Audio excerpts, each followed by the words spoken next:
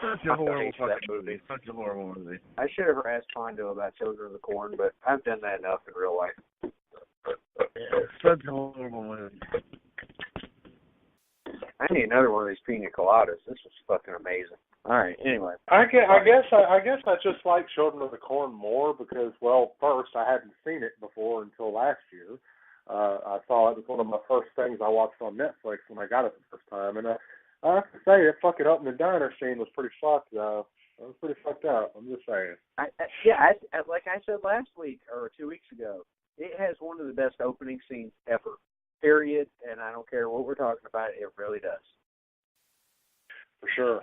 Yeah, like I used to like it a whole lot when I was a kid, and then Pondo told me how bad it was, so I like rewatched it and like actually like seriously watched it, and I realized it's pretty fucking bad. But it's better than 9 and 10, right? Yep. There you go. That's my logic on everything now. It's better than the other two. I like it. All right, Blake. You up?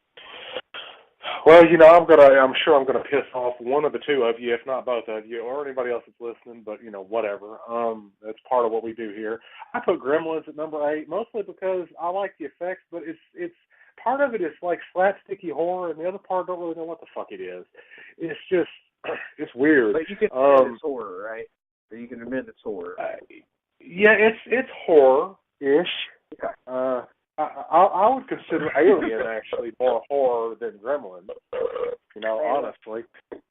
It says horror on IMDb. That's all I'm saying. I understand that, but you also go ahead. I don't know the arguments I got into with these people in groups. Like, this dude was like, that's not horror. And so I screenshotted IMDb where it says horror, and the guy's like, still not horror. And I'm like, oh, well, fuck, excuse me, I didn't realize you were the fucking authority. Well, to be fair, though, I mean, you're talking, you're saying you guys, don't watch IMDb or whatever. I'm like, this is the guy who just went to Wikipedia for, like, fucking factual information. So, no. Not a good argument. Well, Wikipedia sucks. Well, and the first thing you do, if you Google, is Gremlins a horror movie, it says a 1984 horror movie, and I'm like, hi, motherfuckers. Yeah, well, he still trolled the fuck out of you, and that's what he wanted to do. So, it just he still denied the evidence in front of his face. I mean, you could have shat Stripe from your own ass, and it wouldn't have been horror for him. So, whatever. In the midst of this tournament, I actually got kicked out of one of the groups. I got kicked out of the slaughteredlamb.com, fags. Oh, I haven't gotten kicked. I've been kicked out of numerous groups, man. It's a weird feeling, isn't it? Oh, no, it's nothing new for me. Fuck them. Yeah, I got dropped out of like 7 or 8 groups at once. So just for sharing. And permanent ban. Permanent ban, friends. Yeah, I can't. Permanent ban. I'm never allowed back. Search for it. I'm never allowed back, and I was told don't ever try to come back. I was like, okay, well. I got kicked out of a group once for making fun of the mask and Halloween H2O. It's fucking funny. And I was asking them why Michael Myers was played by Mini-Me in that fucking movie. And they were so mad. I was like, why are you guys mad about it? Jesus. Halloween H2O sucks. But, I'll still watch it. It still sucks. All right. Oh, fuck. All right, number 7. Blake's already thrown this one out. It is number 10. It's got like a one good time watch value, and it's fine. It's one of these movies that, like, everybody knows the name, but they can't tell you shit about it. It's Night of the Comet. And, whenever I think of Night of the Comet, isn't there another name for Night of the Creeps, Blake, that's very similar to this? Yeah, there is. Again, it's one of those things that becomes just, it's like it's been ripped off of a rip-off or something. That's how it feels. I'm not saying that's what it is, because I enjoy the value of the movie. I mean, if it was based solely on effects, the movie would be a lot higher because David Miller did some kick-ass work. And, I'm a very staunch supporter of him and, and his work. And I've got one of his, Freddy Krueger deals here that he sculpted. So I love his work. Just the movie, for me, just has the one-time watch value, like you said, and it's just to say you watched it because it's a classic in its own right. I mean, but it basically it felt to me like it was trying to be more like something like Dawn of the Dead, the original, but set in the 80s instead of the 70s. Without the blue zombies specifically, But it's one of those movies you just have to watch it once, and you don't ever have to watch it again. Just watch it one time, give it a chance. You might like it. Hell, there are movies that are my favorites that most people like. Never even fucking heard of that. And those are the diamonds in the rough, So for somebody else, this might be in their top. They might consider Night of the Comet to be just as good as anything else that's on our list. It's just a matter of personal preference, I guess. Oh yeah, indeed. Here's the thing that's interesting about Night of the Comet. It has a cool name, but I feel like that's the best it gives us. Other than that, it's okay. It's more sci-fi for me than horror, just because, I don't know. Whenever you get into space shit, you already know the deal. But I guess The Living Dead was technically, from the space probe Venus or whatever. Well, Wikipedia did say it was horror, so I went with that. Yep. I know. Hey, that's good enough for me. Fuck it. All right. Who we got up next? Vic at number 7? Yeah. My number 7 falls right in line with you, Travis. I've only seen it one time, and I never need to see it again. Night of the Comet. Yep. Yeah. It just wasn't anything special. It's just another one of those fucking movies where it's like, that's fine. You know what I mean? Moving on. Pretty much. That would be one of those shows I wouldn't want to do or one of those movies I wouldn't want to do a show on because I'd have to watch it repeatedly, and it's just like, nah, I'm good. Yes. Yeah, I'll be okay. Thanks. So anyway, all right, Blake. What you got at number 7? I've got one that you probably have seen or you may have not seen. I don't know. I liked it because I discovered it late night once on accident. It was on I don't want to say it was like a Showtime or an HBO or it might have even been Cinemax.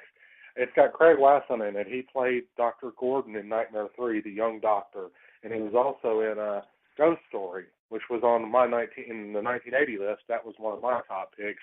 It's called Body Double, and it also has a very young Melanie Griffith in it. That was the one you were talking about a few weeks ago, I think. Yeah, it's definitely worth watching. It's very it's kind of exhibitionist, sort of like light erotica, thriller, kind of horror elements. There's some good gore in it, just a couple of murders. It sort of makes the horror. Yeah, it makes the horror list, and it's worth watching. I've always found him to be a very underrated actor. He's very believable in this, and I like the movie. I haven't seen it in years, but it left an indelible impression on me, so that's why it made it to number 7. It's still, a good movie, but it's not great. It's not like some of the others, but it's worth watching. If you haven't seen it, I recommend it. Yeah, and it's one you could watch more than once. I've probably seen it 2 or 3 times, and I liked it every time I saw it. Fair enough, bud. All right, good deal. So, Body Double, that's one that people can look into. Blake actually gave it a decent recommendation there, so there you go, everybody. All right, man, that puts me at number 6. And here's one where I actually think it's a decent movie. It's just kind of, it feels like it's 2 movies converged into one, and I've talked about these types of movies before. They got too many people in it that don't need to be there. But Chud is actually my number 6. Not a bad movie. It's not a movie that I feel like a lot of people know today, and it's got fucking Daniel Stern and the dad, Kevin John Howard. Yeah, John Howard. Yeah. I remember seeing this movie when it first came out. I don't remember the treatment at all. I have not seen Chud, and that's only because I can't ever find it anywhere. I literally have been looking to add it to my collection because I wanted to buy it, and have never found it on anywhere or in a store. I think it might be on Shudder now, but I do know in the Chud 2, I think it's called Bud the Chud. I believe Robert Englund makes a cameo in that movie, if I remember hearing correctly. I think Scream Factory released it on Blu-ray not too long ago. Nice. Well, fantastic. About fucking time. I'm pretty sure they did. I said something that was stupid there. I said I watched it when it first came out, and then I watched it on video, just like we all did these fucking movies. That's what I meant. Oh, yeah. So, yeah, no.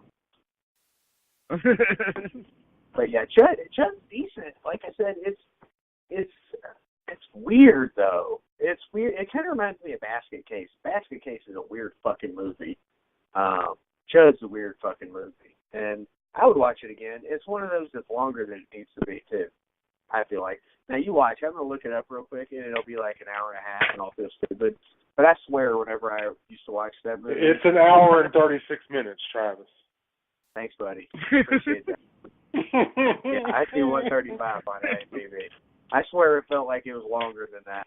But anyway, yes, Chud, my number 6. And it came out in August of 84, by the way. August of 84. August 31st, 84. All right, so who's got Chud next? Not Blake. Vic, what you got next, buddy? I love how you just ripped me off. You just wrote me off. You've already talked about. You said you hadn't seen it. What? Yeah. Anyway, my number 6 is Don't Open Till Christmas, because I like Christmas movies. Fuck you. I never seen it until after we did our Christmas list. Then I went and watched it. Do what? I said National Lampoon's Christmas Vacation's next on your list because you like Christmas movies. Yes, actually it is. Yes. I have a question. Can we put Ghostbusters on here? Do what? Can we put Ghostbusters on here? About that after the fact, because it came out in 84. I mean, you can. I don't care. I'm not gonna stop you. No, well, if that's the case, because my wife and I had this argument that that's the case, I want to put the Terminator on here because I certainly didn't put the Terminator on here because it's not a horror movie. Nah, it says action, comedy, and fantasy for Ghostbusters, so that's a no. But it's too bad because there's ghosts in it. It's one of the best ghost stories ever. Anyway. If it's on Wikipedia, then it's a horror movie. If not, then it don't count. Or IMDb. You guys. Okay, sorry about that. My number 6 is... You're up there, Blake. Yes. My number 6 is Firestarter.